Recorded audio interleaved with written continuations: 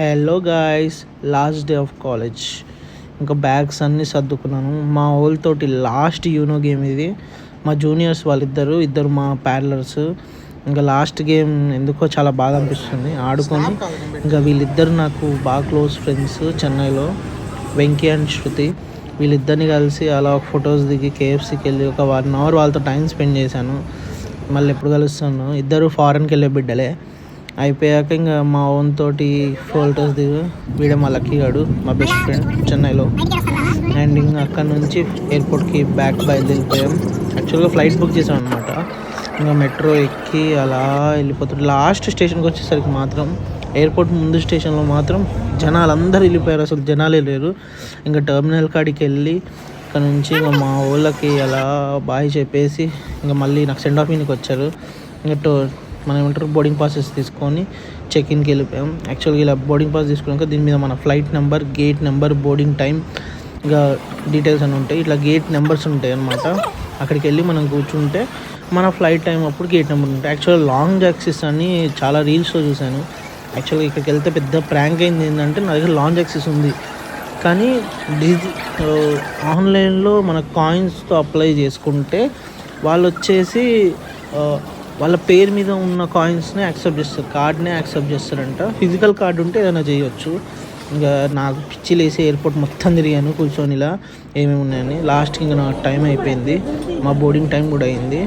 ఇంకా యాక్చువల్గా సీట్స్ మేము బుక్ చేసుకున్నాం ఎక్స్ట్రా అమౌంట్ తోటి.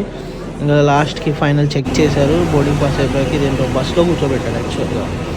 కానీ నాకు అర్థం కాదు ఏంటంటే, జస్ట్ ఒక కొంచెం దూరం ఉన్న ఫ్లైట్కి కూడా వీళ్ళు బస్సెస్ని బాగా తిప్పుతున్నారు. యాక్చువల్గా కొంచెం దూరం యాక్చువల్గా, కానీ వీళ్ళు తిప్పే విధానం చాలా లాంగ్ ఉంది. లెఫ్ట్ ఇక్కడ నుంచి స్టార్ట్ అయ్యి కొంచెం ముందుకు వెళ్ళి అక్కడ లెఫ్ట్ తీసుకొని మళ్ళీ లెఫ్ట్ తీసుకొని అదే ప్లేస్లో తిరిగి ముందుకు అక్కడ కనిపిస్తున్న ఫ్లైట్ దగ్గర తీసుకెళ్ళి ఆపేశారు అంతే. యాక్చువల్గా చాలా దూరం తిప్పారు, ఎందుకు తిప్పారో నాకు కూడా తెలియదు. ఇంకా ఫ్లైట్ దిగేసాము. అలా వెళ్ళి మన సీట్ నెంబర్ వాళ్ళకి ఒకసారి పాస్ ఇస్తే వాళ్ళు ఒకసారి చెక్ చేసి ఇంకా పైకి పంపించేశారు. యాక్చువల్గా ఇది హ్యాపీగా ఉంది ఫ్లైట్ ఎక్కడానికి, కానీ సాడ్గా ఉంది మా వాళ్ళని వదిలేసానని, అంటే దూరం అయిపోతుందని. ఇంకా అలా కొద్దిసేపటికి ఫ్లైట్ స్టార్ట్ అయింది. స్టార్ట్ అయిన వెంటనే ఇంకా మనకు తెలుసుగా ఫ్లైట్ రన్వే మీదకి వెళ్ళిపోయింది. అక్కడ నుంచి ఇంకా అలా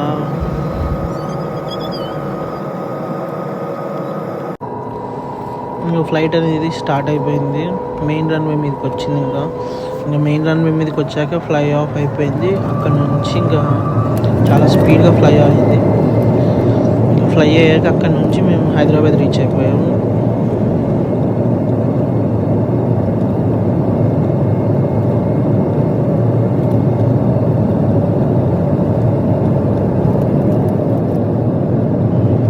కానీ వన్స్ ఫ్లై అయ్యాక వ్యూస్ మాత్రం చాలా బాగున్నాయి. ఇది ఒక ఫోటో పెట్టాను, నేను నార్మల్ ఫొటోస్ పెట్టాను. ఇప్పుడు మా హైదరాబాద్ వ్యూ ఇది. మా హైదరాబాద్ ఓఆర్ఆర్, యాక్చువల్గా నా ఫేవరెట్ ఓఆర్ఆర్ అన్నమాట ఇది.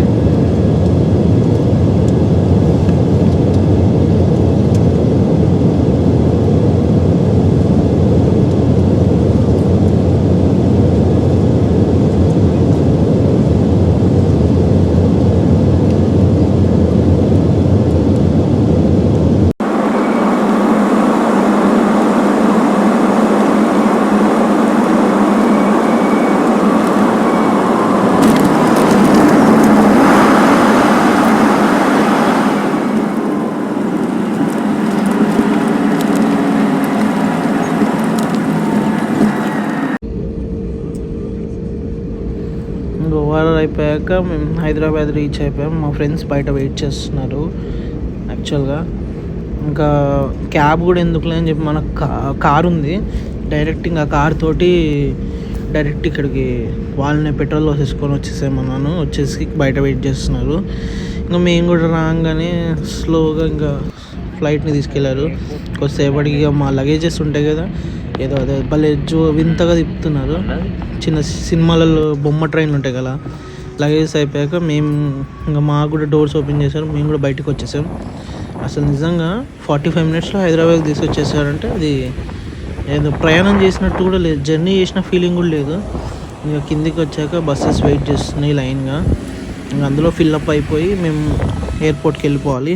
యాక్చువల్గా ఇది ఎయిర్పోర్ట్ కూడా కాదు, కొంచెం బయటకు ఆపారు, రన్వే కూడా ఇవ్వలేదు, కొంచెం ఇంకా ఆపి అలా బస్సు ఎక్కేసాం. మళ్ళీ ఒక 4 తిప్పులు తిప్పాడు, తీసుకెళ్ళి ఇంకా టర్మినల్ కాడ వదిలేశాడు.